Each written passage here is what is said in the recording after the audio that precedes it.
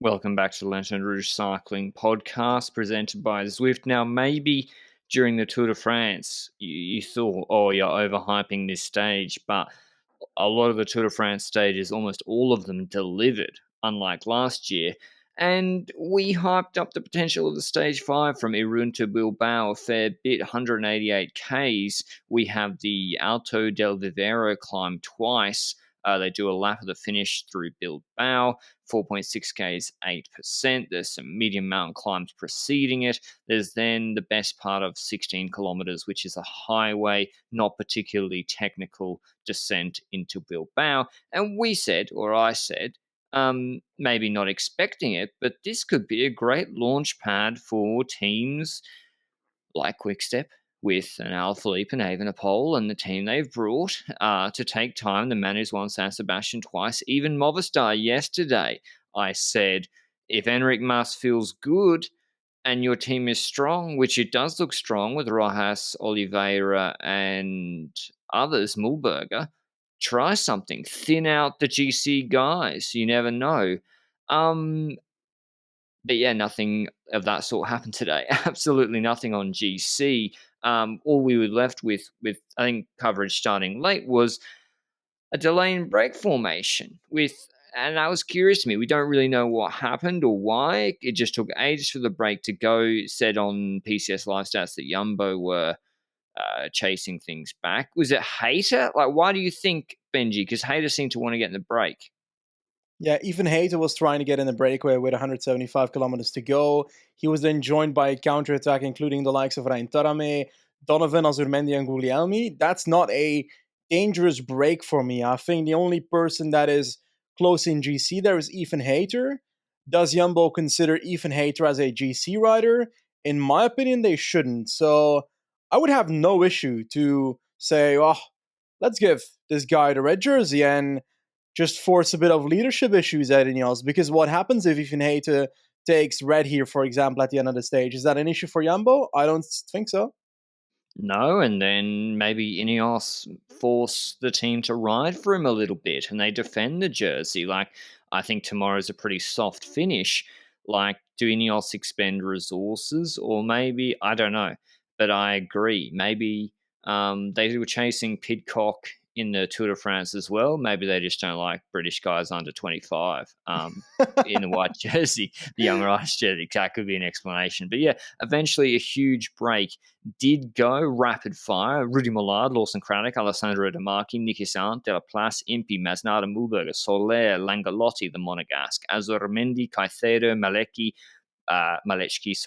Pronsky, Johansson, Wright, and Stewart, two Britons, and Rocha Adria. So, two guys in particular with teammates are Millard, who was the closest on GC of anybody, the experienced vet on FDJ with Stewart. Another two was Impey and Demarchi. Demarchi took pink, or did he win the stage in the Giro last year? Can't remember which.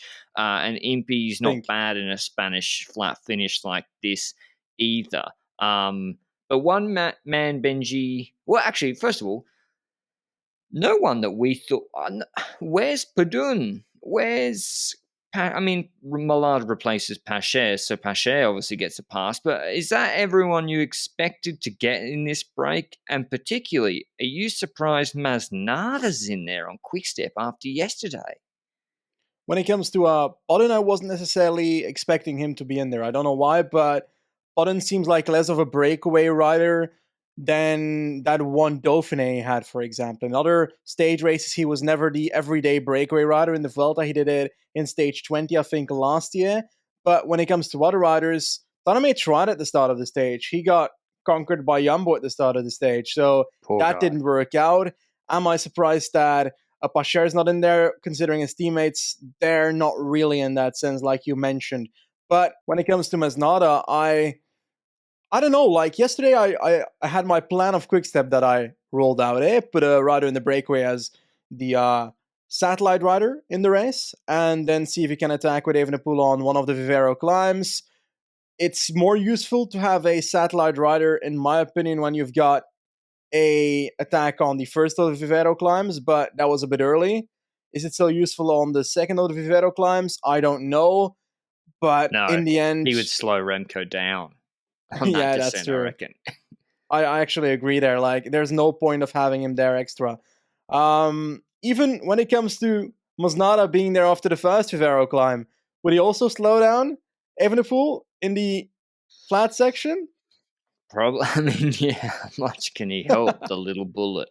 I might call him after Mark Philippoussis. That's an Australian tennis throwback that Benji won't know who that is. No But clue what that yeah, means. the little missile. Probably would slow him down. Another team. Forgive me if I've missed anybody. I don't think Trek were represented. Which is kind of surprising, given the team they've brought to the race. I think the guys who could have been okay, Juanpe and Kenny, are close on GC. Mm-hmm. But it's right. It's like I don't know. I would like a Julien Bernard. Maybe he doesn't want to, but it'd be nice to see him in a break going for his own result on a stage like this. Were you surprised to see Soler bridging up later to this breakaway? Like, Soler was not part No, of the first two groups that I got wasn't away to the surprised. front. Like, what do you mean you're not Just Soler surprised? As in, things. okay, you're right. I mean, Typical Soler you see things. you see that and you can draw one of two well, there's one conclusion which is like it's better to make the initial move because you save energy, but then maybe he just wanted the break to have formed and he's like, this is the break, I will then pace across on those climbs, but so the conclusion is, okay, he's going to get across, but at what cost? And then the other conclusion is, well, he just bridged this 2 minute gap solo easily. He is going to be a huge contender for the stage from this breakaway, is the other option. So, yeah, Soles won a very similar stage in Romandy. He won a similar stage with a descent attack in the Vuelta, I think in 2020. This is a really good stage for him, and I'm glad UAE or he decided to get in the break. Question. When it comes to Soler, I swear, like, maybe you remember this. I think in our first Vuelta that we did together on the podcast here, there was a stage where Soler bridged for Movistar to the front of the race in a similar fashion to the breakaway, and then they went to like a small cobble town.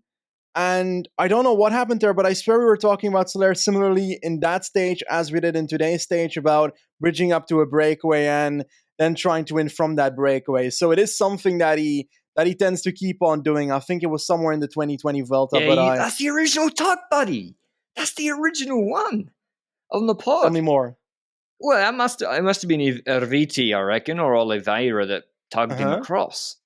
Yeah, I can't remember. Possibly. He won in 2020. He won that Leckenberry stage, which finished started in Pamplona, but that wasn't the one. I know the one you mean. I know. I'd have to go back into the archives, whether it was stage 14 or 11. He like completely blew up. I remember, didn't he? I don't know. Soler had a funny 2020 Volta. He's a good rider, but anyway, Zwift Academy is back. Registrations are open. There are 6 workouts where you can test yourself if you want to get a pro contract or you just want to improve yourself and have a sort of a goal for the rest of the year going into winter or summer. If you're in the Southern Hemisphere in particular, it's a great excuse, Swift Academy, to get on Zwift, get started, hop in, and yeah, get yourself in good shape for summer. So if you want to check out Zwift, there's a free 7-day trial for new signups through the link down below at zwift.com. But yeah, that's the breakaway. There's some KWM points on offer. We've talked about Mark Soler a lot. He's in there. First Vivero, he's pulling a little bit. And then I think the Duck, who is on Bike Exchange, Wilson Craddock, he moves in front. All comes back together a little bit. Some people are dropped. Impey struggling on the climb, but he comes back on the descent, and then they have a flat run in through Bilbao. Millard, Wright, and Stewart, Benji. Wright's 4 seconds behind Millard. He's a much faster finisher. We have a flat finish. Millard's 4 seconds ahead, and he's got a teammate. Do you think it was a good idea for FDJ to use Stewart before last Vivero, 25Ks, 28Ks to go, to attack the reduced group with Wright there and have Millard sit in?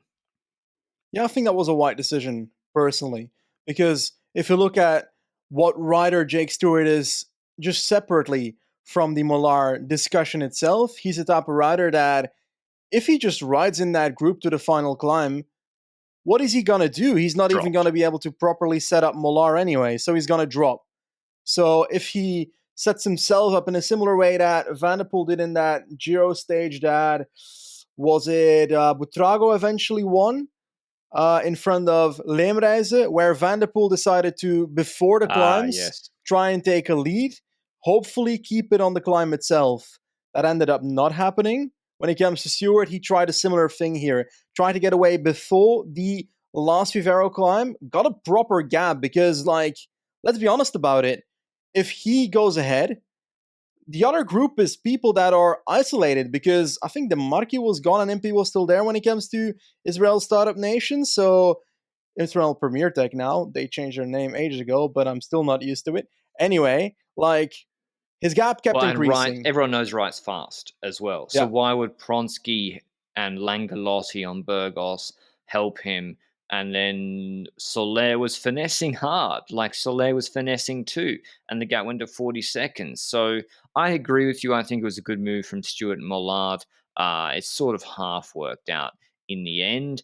I still think, I don't know, Wright was in a tough position. This is where he could have really helped done with a teammate in the breakaway with him today, but he didn't have one. But yeah, on the climb, Soler launches it. Did you see it coming? They were sort of, Wright was pacing a little bit, brought the gap from 40 to 20, and then Soler out of nowhere just bang, he launched it on Vivero.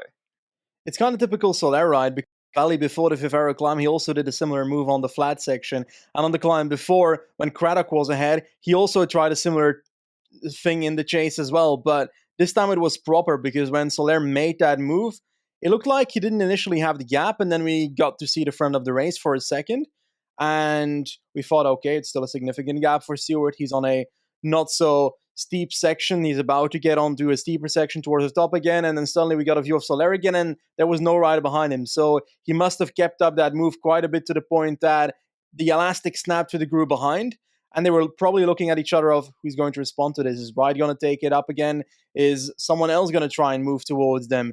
And that Soler move kept on sticking because he got closer and closer to the front of the race. And let's be honest, the broadcasting of this Vuelta has not been spectacular because Not been great. not been great. That's an understatement. And I felt like I missed half the chase, and suddenly the timer just went down significantly from Soler to Stewart, from like 20 seconds to 10 seconds. And I was like, either that motorbike is like suddenly moving up, or Soler just flew to the front and then Soler was at the front. So that happened. And then Soler was like, hi, Stewart, bye, Stewart. And he was gone. And Stewart was like, ow, that hurt. And he dropped back to the group behind. And that's when it starts getting interesting, because that's where I'm going to ask you a question here. We get to Fred Wright pacing in that second group, and Stewart is dropped to that group. Mollard is sitting on the wheel of Wright. Wright was probably thinking Mollard is going to counter me the second that Stewart is caught by this group. So I got to watch out here. And the other two in that group, Pronsky and some other dude that was still hanging on, those riders were dropping and there were gaps there. So it was basically Wright and two riders of Groupama, one of which was Stewart. What should Wright have done in that situation, knowing the gap was only like 12 seconds at that point to Soler and nearing the top? I think Wright had two options, which was, we'll see in the descent as well. But the first one is, I think you have to catch Soler before the end of the climb. And he nearly did. We're talking 5 seconds, I think. They could see him in the distance. But he got to the crest. Soler goes over. Wright's just behind. He must have been leaving something a little bit in the tank. But now with Soler on this descent, the fact that Mollard's in your wheel, you're losing even more because you're just being sat on. And so on a really heavy drafting descent like this, and so you're almost making, like, you have to choose between, I now have to do another 15-minute, 12-minute effort, or work to chase down Soler with people in my wheel, or another, if he'd gone 2 minutes harder at the end. I don't know if he could have. That's just what I think. Would have been better to catch Soler. helped a bit by Craddock coming back. Craddock helps him on the descent. That brings the gap to Soler down to 5 seconds. It goes from 5 to 10, then to 7. It's just hovering, then 15, then 13 seconds with like 8Ks to go. And groups coming back because of all the finessing. And then Stewart's back with Millard. There's Langolotti, Pronsky, Impey's group is in the distance. We can see 5 seconds behind. They're coming back with Masnada as well and Roger Adria. And right then, attack sort of like surges. Mollard had been pulling because FDJ were like, let's go for the Stewart stage win. And that drops Stewart. And then Millard stops pulling. And so the gap to Soler goes out a bit more. So that's where Wright's also kind of cost himself as well. If Wright was so strong, he was the strongest rider, maybe apart from Soler. I think Soler was pretty strong. But if he wanted, it's always interesting. Kamner got caught by it for the first time in his life in the Tour. Balancing jersey and stage is super difficult. And if Wright just wanted the jersey, 100% just wanted the jersey, he would never have chased Marc Soler, ever. Yeah. He would have attacked Millard on the climb, attacked him on the descent, or attacked him in like a finesser attack in the last 2 kilometers. He never would have chased Soler. Especially in the part that comes after this. They get to that bottom of the descent, and we venture into the flatter part towards the finish line here. It's a pretty flat finish, let's be honest about it. And Soler's gap is actually still decreasing. I think it goes down to about 12 seconds, 10 seconds into the last 2 kilometers. And we start seeing moves behind, and it's on a bit of a downhill part, not necessarily in the big descent, but a downhill part where Craddock straight up launches past everyone, like crazy move on the right side of the road, and some people try and bridge towards him, like a Masnada, was it a Pronsky? I'm not sure about Nicky it. Might have been. Mühlberger. Yeah. So those 4 riders, not Pronsky by the way, it was Mühlberger. Those 4 riders had a bit of a gap on the others then, and then Soler was still ahead. But you got to keep in mind when it comes to the bonus seconds, did we mention that Mollard took bonus seconds at the top of the last climb? 2 seconds, which matter because that increased the gap for Mollard going into this final sprint. Pretty vital that I just mentioned that. And that then means that. Well, if Soler wins and Wright comes second, it's not enough on tiebreaker. Yeah. So the only way he takes red is an actual gap on Mollard at that point. Or if he gets second and Mollard gets no top 3, then they are equal, and then it's down to the team time. I think Mollard had the tiebreaker. Milliseconds. Oh, okay, he had the tiebreaker. Then it would be logical if that's the case. But then, does the car know all this? Exactly. Well, to be honest, if your rider is in that position, then you should have calculated that during the stage, to be honest. But anyway, doesn't mean they did it. We don't know that. Anyway, going into that final section, it all starts collapsing in that second group again. Basically, the group of, who was it again? Mühlberger, Nicky Hazard, and so forth get caught by the group behind, which is the one of Wright and Mollard and so forth. Wright was pacing that head-on with Mollard in the wheel, and they venture into the final kilometer, and it looks like, at that point, I think it was Mühlberger that took up the front of the group and started chasing Soler for that entire group, and I felt like he was basically giving the group a lead out. I was like, oh, wow, he's giving the group a lead out. He's closing it down. But the problem is, he stops at the moment that kills the group, which is not Mühlberger's fault. It's clever. I wouldn't have given a lead out to the group either. But he stops at around 600, 500 meters with his move, meaning that it really comes down to who's crazy enough to then do the lead out for everybody else. And nobody wants to because they all want the stage. When you need him? What, sorry? Where's Stefan Kung when you need him to chase down Soler? He would have done it for sure. I know. And then it's at this point, Wright doesn't chase. He stops working here. He decides to let Soler take the stage when he's going to sprint for second. Impey's been sitting on. He has not pulled. I don't know if he's sprinting for points. I mean, that's justifiable. He's also sort of neutralized the group a little bit. I think if it had just been Craddock and Wright, they catch Soler, but I think that other group coming back caused more problems. And Soler wins, a great solo move. He was really strong, bridged across to the breakaway, attacked them on Last Vivero, good descent, had the jersey done up, Can't fault it. Really, really good win from him. He had a Movistar bid on, so a Movistar Soigneur had given him a bid on, which is good to see. Maybe Nzue's not happy about it afterwards, but good sportsmanship, I guess. And Impey comes second, ahead of Wright. Millard fourth. So Wright does take the 4 bonus because those 2 bonus and the tiebreaker. Millard takes the red jersey. And then Craddock was fifth. Then Arndt, Langolotti, Kronsky, Mulberg, Atria.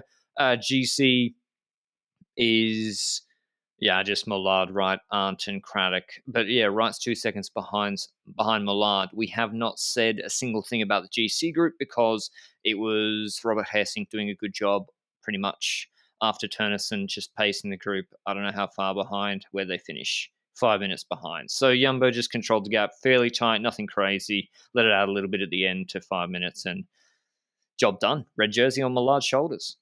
Exactly. That was what we were expecting yesterday when it comes to Jumbo Visma. I was already tweeting when the breakaway was not formed halfway the stage there in that situation where this break had not formed. I was like, it's shocking that they're actually catching breakaways because I expected them to give the red jersey away. So yeah, I might have reacted too quickly there because they did eventually actually give it away towards the end of the stage to Rudy Mollard. But what are we expecting now with Remco Evenepoel? Because on a stage like this, we were saying this is the kind of stage where we see whether he would either be active or passive in this Vuelta. Today he was very passive. He did not make any move on any Vivera, rode to the line with the peloton on a stage and on paper would be the one where you'd expect a OG Remco attack. And for him to anticipate potential time loss in the future on the bigger mountains like Sierra Nevada by taking time back on a stage like this.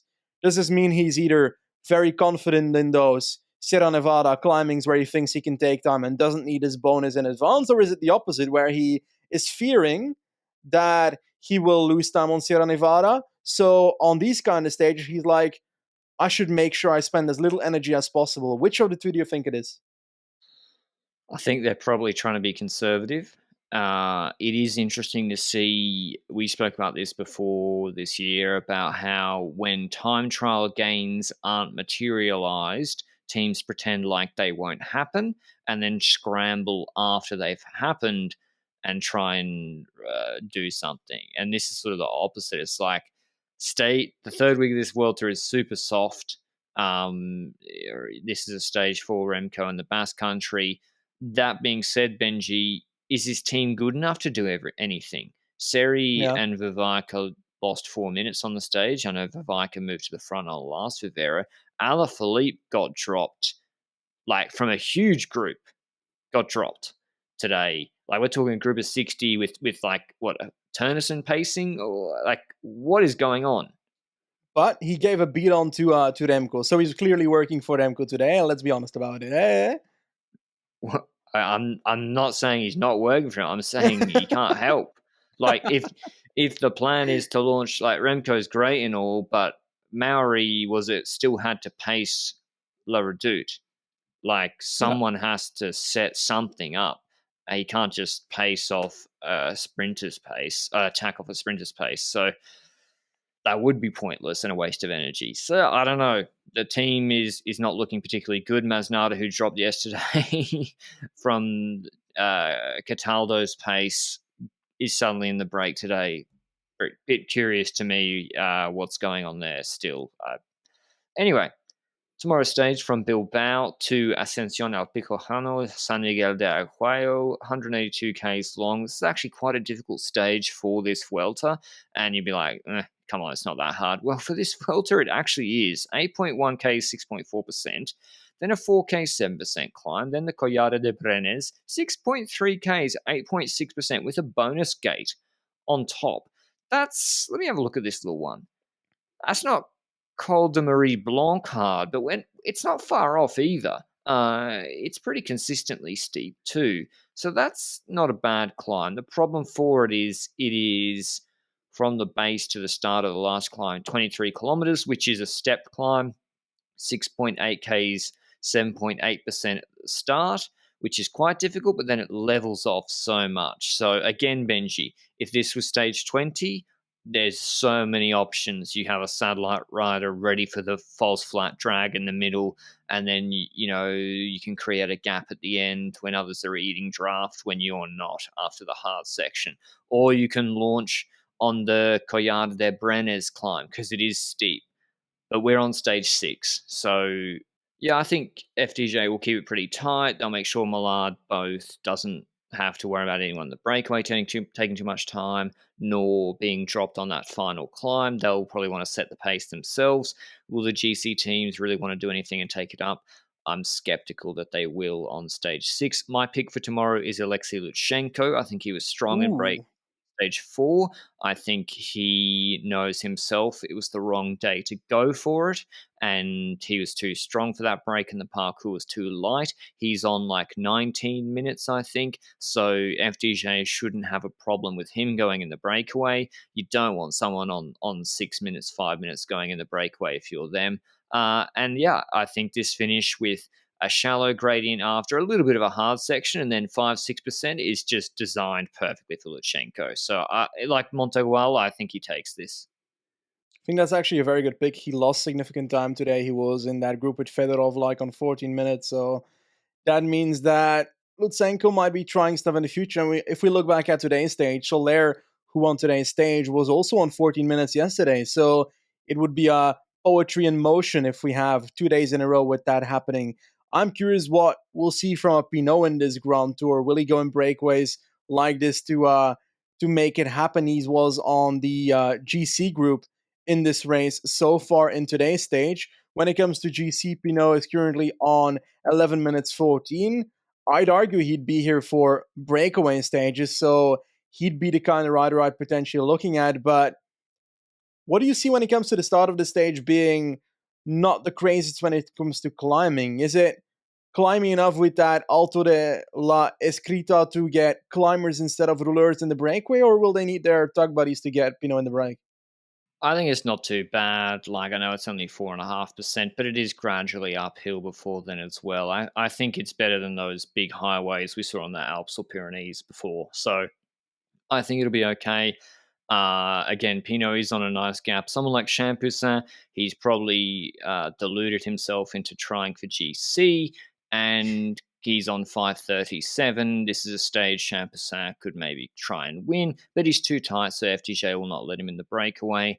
Other riders I'd like to see in there are Nibali. He's lost a little bit of time, but maybe not too much. Soler himself could win something like this, frankly, if he doesn't party too much tonight. Rain Taramay, did he lose time today on purpose? Taramay is too tight, so FDJ will not let him in the break. I think that's a mistake from Taramay, actually, because he Mm-hmm. could definitely win tomorrow. Look out for Jay Vine as well. Remember, on a similar finish last year, he, Bardet, and one of the Harada brothers, who also must be considered Jesus Harada, probably too close. Like, Jesus Harada, let me see where he is on GC. It's crazy. The riders don't.